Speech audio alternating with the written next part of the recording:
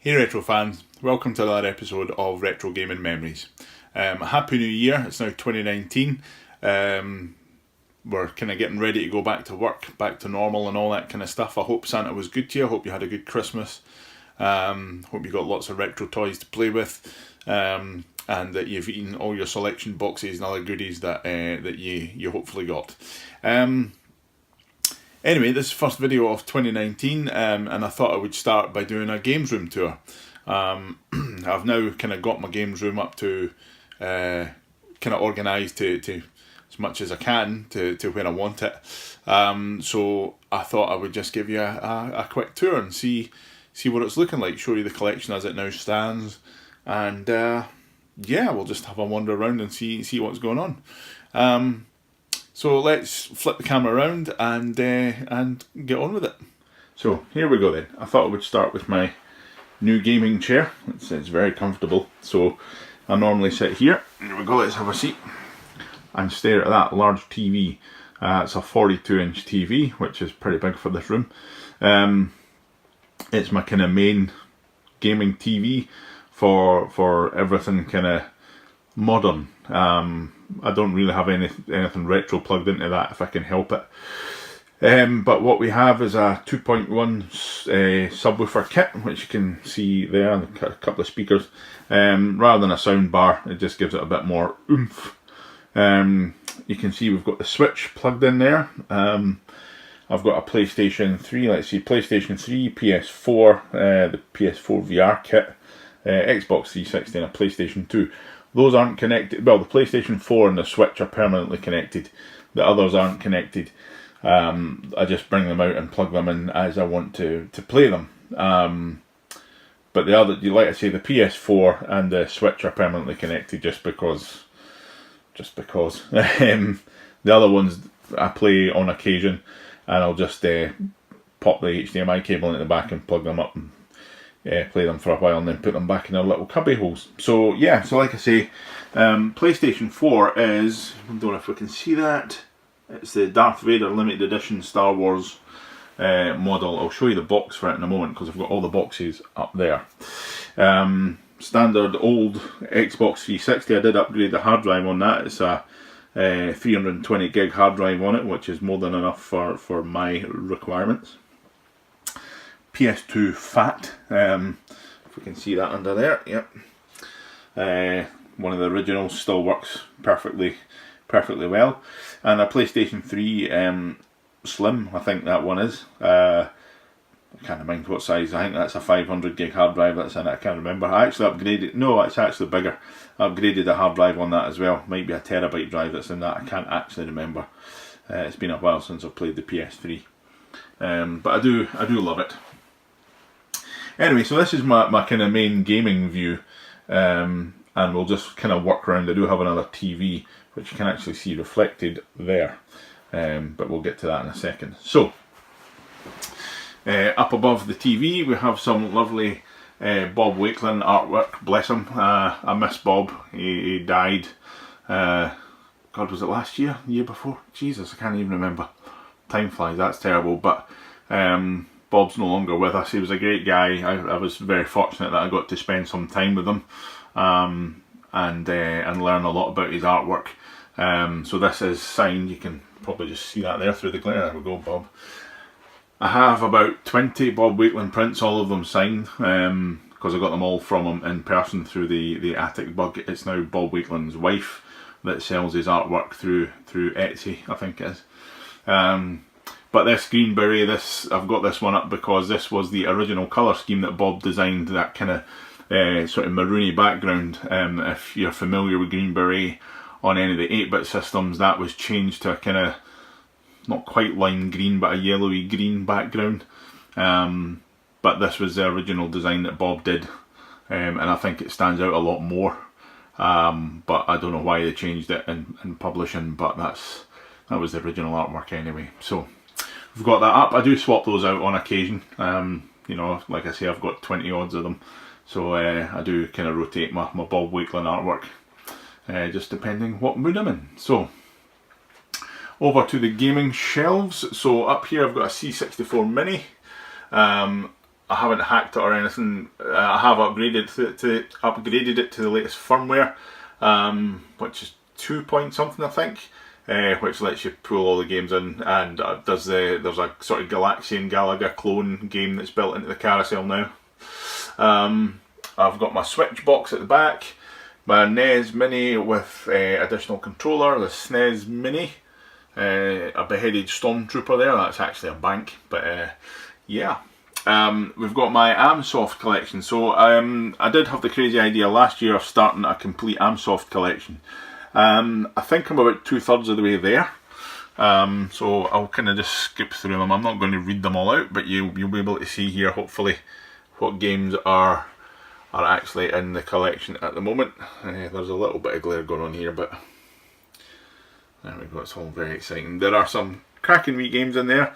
There are some absolute turds in there, but you know, it's quite nice. There's a soft spot for Amsoft, seeing as I was an Amstrad guy. So the rest of the Amstrad collection starts here. We've got the Codemasters stuff.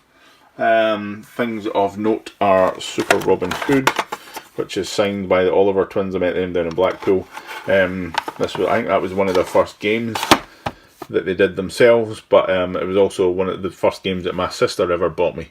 So there's kind of special memories there for that. There's some stuff that will be probably getting rid of, like the Rugby Simulator. I'll never play Rugby Simulator in my entire life, but anywho, some of the Codemasters? No, Mastertronic stuff.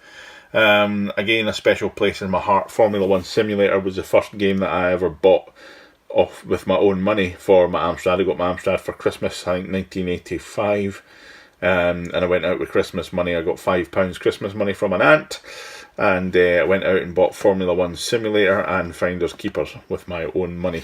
Loved Formula 1 Simulator, hated Finders Keepers, still don't get on with it to this day, but I've got it there for nostalgia reasons. Kane I absolutely love. Some more of the Mastertronic stuff. Then into the Firebird stuff in its various guises, the original kind of Firebird, then the kind of later stuff, and then the kind of, so that was almost 90s stuff, I think, late 80s.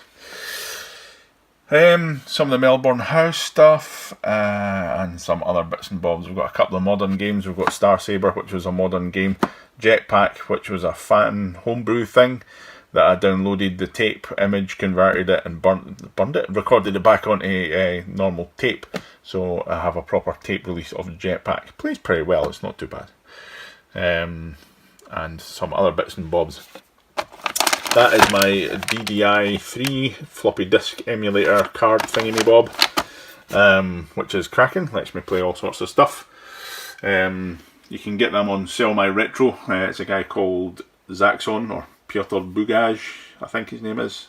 I always murder your name, mate, I'm sorry if you're watching this. But he creates them himself, and he's got new designs and all that kind of stuff. So check that out if you fancy one of those. Amstrad compilations and kind of big box games. We'll just run through these again. Nothing majorly exciting, I don't think. I do have some stuff in there. Let me think. Platoon, I think, did I get that signed? Yeah, Platoon is signed by Simon Butler, who designed the game. I think did the graphics for it as well. Hiding behind Robocop there is a Christmas card from Bill Harbison. So Bill designed, no he didn't, he signed that Christmas card because he did a charity auction for some Ocean Robocop 2 merch stickers, which I bought. So that was a nice little thing to have. Love a bit of Robocop. Down here we're into the Amiga stuff. So I've got a couple of CDs of Amiga things. The kind of standard big box of games. Couple of new releases, Tanks Fury, which I think is supposed to be Tanks Fury, but it's a good laugh, and Putty Squad, which was released as a ROM, and I burned it, the ADFs, back to floppy disk and made a new release of it. Some other stuff down here, just I'll just run past these, blah blah blah blah blah. All some pretty good games. There's one hiding in the corner there. Enemy 2, which was a modern release. We're getting down. God, I should really get more lights in here, but let's see if I tap here will that bit. No, it doesn't help really. Anyway, you can see the kind of stuff we've got going on there. Some classics, which is nice. We've got the kind of Amstrad bigger box things going on here. So you can have a little look at these as we go up. Operation Wolf, favourite game ever, signed by Bob Wicklund. One of the first things I ever got him to sign.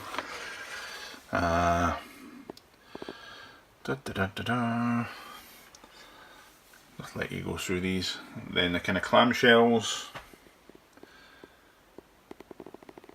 Bruce Lee, I love it. Bruce Lee. Exploding Fist, I did get David Rowe to sign that. I met him at Blackpool and got him to sign it. He did the artwork for it, the cover art. Then we've got some of the Amsoft gold clamshells.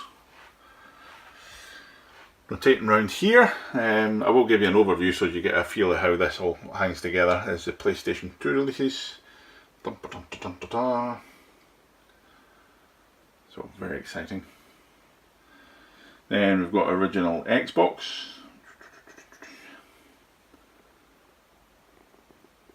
Down to Xbox 360. Got quite a few Xbox 360 games actually. It's quite a nice system, I quite like it. Some good kind of retro inspired titles as well. Some more Xbox 360. And then the GameCube. And then one of my favourite systems, crouched down here because we're getting to the bottom, is the Wii. So I think the Wii is probably one of the biggest systems I've collected for. So you'll be able to have a little look at those. You can pause this and see what we've got going on. And then there's the rest of the Wii stuff there. Now this was all stripped down. I mean, I had a lot more stuff than this, but I sold quite a lot of it before we moved house.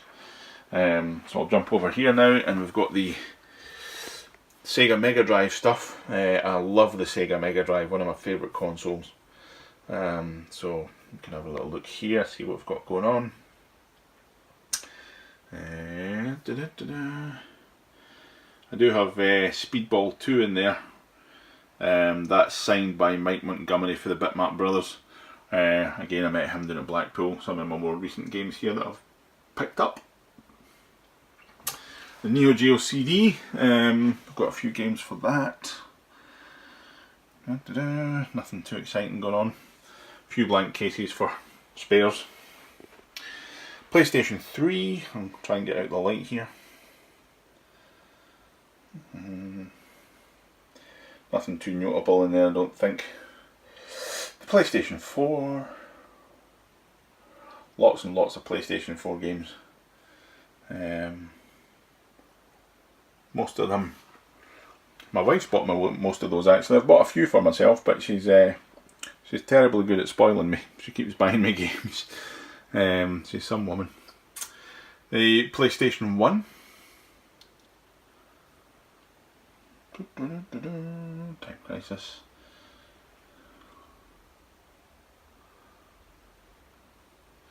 Point blank games. I love light gun games, Gran Turismo. So these are all kind of classic games really. Got my original iPad there. So if I come back a little bit, you'll see a little shrine to Star Wars, a Star Wars vault. There's lots of kind of reproduction stuff in there. My Stormtrooper helmet, which is a light, and the Vader helmet, which is signed by Dave Prowse.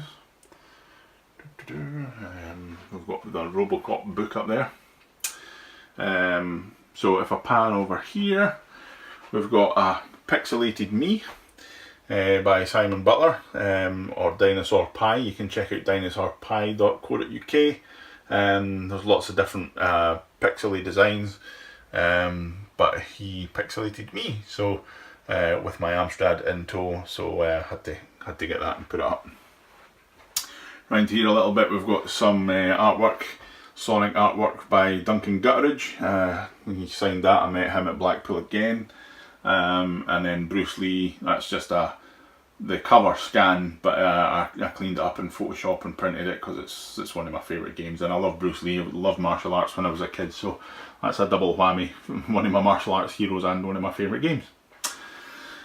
So let's think. Okay, so we've got a few consoles here. We've got the original Atari 2600. It's not a heavy sixer as they call it. It's just the original one. That's been RF modded so it can use the kind of three cables, the yellow, red and white cables. At the back there is a 64K RAM expansion for my Amstrad CPC. We've got an original Xbox, and we've got the Neo Geo CD console. Then we've got the GameCube and the Wii. We've got a Wii Fit board there. Down here we've got a box of nothing. The Mark 1 Sega Megadrive, that's been 50-60 Hz modded so I can flick a switch to flip between Hertz ratings basically. Speed some of the games up. My original Amiga 1200, that's got an 050-30 accelerator board in it and 32 mega RAM and various other bits, and I've got a CD drive and all that kind of stuff for it. And here is my Crt TV that I use for all retro gaming stuff. That's a 21-inch Bush CRT, which is lovely. Still got a decent picture on it. I actually managed to get the engineer's manual so I can tweak the picture settings and all that kind of stuff on it. So there's the back of the gaming chair. Behind the gaming chair sits my Amstrad CPC, and that's just a little coffee table that I slide out and put over there in front of the thing when I'm playing. Over here's my little bookshelf. So we've got all my retro books in here, and various bits and bobs, all kind of retro related. A few of those, which is lovely. Got the guitar for Guitar Hero on the Wii. We've got Missile Command artwork, that's from the Art of Atari poster collection book, which will come in a little second. So over here we've got the kind of display boxes. We've got the Wii, the original Megadrive, the PS4 Darth Vader limited edition Battlefronty thing. We've got my Ouya console. Behind that is a Logitech steering wheel. And there's a PSVR kit, and we've got the gun thing for the PlayStation Move for the PS3. We've got a nice little Kallax unit here, which has got some overflow Amiga games. My Atari 2600 games. There's quite a few of them. There's stuff at the back obviously. A few loose cartridges. That's all my camera equipment, because I quite enjoy photography as well. These are all Amstrad magazines apart from a couple of Retro Gamers, and Amstrad Action, ACU and a few other bits and bobs. My Switch collection so far. I got a Switch for Christmas, so that's my collection so far. The Toki Retro collection is fantastic. It's a modern remake of the old arcade game, and it looks great. And it comes with a cardboard arcade cabinet, which is awesome. I've got these three drawers. Slide these out. So these are all, don't know if we'll be able to see in there. This one's all kind of retro stuff, so like Mega Drive controllers and all that kind of thing, all the cables for those. And here is the kind of more modern stuff, PS3, PS4. And then we've got one dedicated just to Nintendo stuff. So that's got the GameCube, the Wii and all that kind of stuff in there as well. Down the bottom we've got some stuff. We've got a box of Amiga discs, and then above that it's all arcade components, buttons and wiring and all that kind of stuff for making MAME cabs. We've got a tub full of light guns for all the various systems, and then we've got a tub of, what's that, that's all Atari 2600 bits and bobs, and then that's all kind of cleaning kit to keep all my consoles nice and clean. And then we've got the Atari poster collection books. I've got two because one of them is open, and I've taken some of the posters out. So there's like Yar's Revenge and Asteroids and things like that. I did have them in other frames, and one of them is complete and sealed just to keep as an actual poster book. Now if we come up here, finally we've got the print.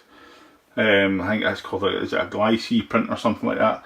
It's a nice high quality print of the Exploding Fist artwork, and it's signed by Dave Rowe. Again, I met him at Blackpool, nice guy, chatted about his artwork and stuff. So it was nice to have. So we're back to where we started. This is the door, so basically as you come into my games room, we'll give you a little 360. So as you come into the games room, we've got the Kallax stuff on the left, got a nice window, the gaming chair, and there's all the gaming kind of shelves there. So you get a little bit of a feel for the room. So it's not a huge room. If we stand in this other corner here, we'll be able to see a little bit better. There you go. It's not a huge room, but it's got a lot of stuff in it, and it's nice and cosy. And it's a great little space for playing games. I'm lucky to have a games room, so it's a nice space to play games and house the collection. So yeah, so that's it. That's just a little kind of game room tour. Like I say, it's taken a little while to kind of put together and get organised. There was lots of reshuffling going on just to, you know, try and get everything to where I wanted it to be. My little footstool there, that obviously doesn't sit behind the door normally, it sits there, but so as I could move about the room, I thought I'd slide it out of the way. But yeah, so that's it. That is the games room for now, and yeah, so there's a few projects coming up, which I'll tell you about in another video. But that's it, guys. So let me know what you think. If you've any comments, let me know specifically what kind of videos you guys would like to see, because I'm kind of running out of ideas, to be honest. I've spoken about pretty much everything I've got now. My collecting has slowed down because A, I don't have the space, and B, I've got pretty much everything I want. So let me know what kind of videos you guys want to see. You know, help me out, because the channel is slowing down a little bit just because I've kind of ran out of things to talk about, really. But let me know what you'd like to see. Is there anything you want me to focus on?